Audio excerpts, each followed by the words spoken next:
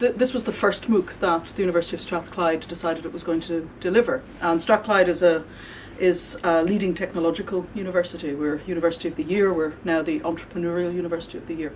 And we take a very progressive perspective of delivering education to our students, but also to the wider public. And as a consequence of that, we wanted to explore what MOOCs could do for us and how we could engage in this kind of delivery mechanism. The first MOOC that the university decided to try was an introduction to forensic science, mainly because it was a subject matter that the general public find very engaging. And as a consequence of that, we wanted to put together a 6-week course for the general public that would educate them in what forensic science was and what it does, but also in how it plays its part within the criminal justice system.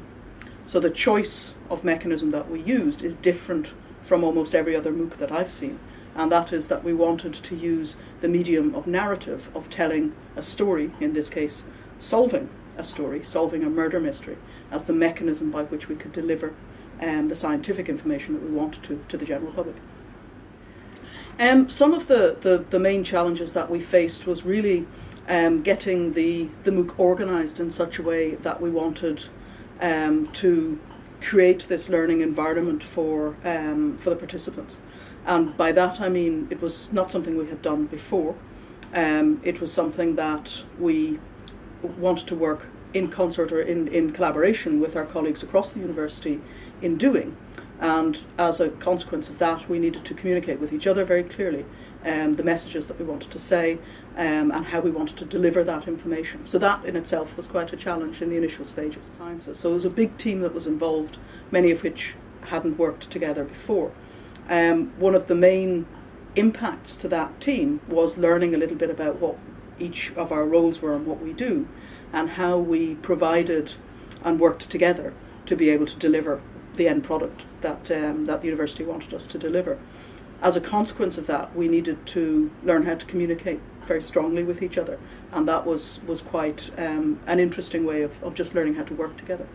In terms of the impact that the wider MOOC had, we got a lot of really fantastic feedback from the individuals who took the course. Some of them saying that this was the best course they had ever taken in the last 40 years. Some of them saying that the way in which the course was put together, in particular this use of narrative as a means of allowing them to learn the science and then put that science into practice, was really insightful, and it really embedded the information. So I think in terms of the impact to the wider group of participants, it was measured really in the comments that they made, and the comments were incredibly positive.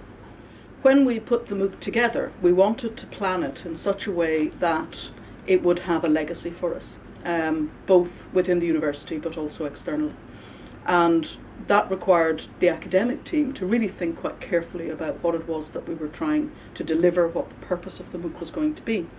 When we started to put the material together, we also wanted to have the mechanism and the option to be able to deliver that to our undergraduate students as well if we choose to. And what that meant was that as we developed the course, we also had in our minds to develop this as an undergraduate elective course. And that undergraduate elective course is now in place. So our full-time students within the University of Strathclyde are now also taking the MOOC course material as part of their undergraduate studies. So in that sense, it's provided a legacy for us. In terms of where we go next for the delivery of this MOOC or others from the university out to the general public, well, we need to see how we can modify what we've done, or how we can look at the current MOOC and adapt it so that we can potentially deliver it again. I think the biggest learning point for me in doing this course was the importance of really the amount of planning that went into it. We spent about a year putting the course together, so that was from the initial academic discussions and thinking about the mad idea that we had come up with in terms of using a murder mystery as our teaching mechanism, to then starting to put the content together and planning all of those activities. If I was going to do it again, I would have brought in the production team a lot earlier in that process, so that they would be able to co-develop it with us. As it was, we had a little bit of restructuring to do because we brought the two teams, the development team and the academic team, together probably a little bit later on in the process than we should have done. So that was quite an important point of learning, I think, for putting these kind of courses together. I think the best advice is to be open-minded.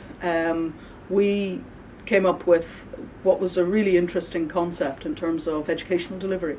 It was one that within forensic science, the way that we teach it here at Strathclyde, is something that's not new to us. We use case study material a lot of the time in our educational delivery anyway.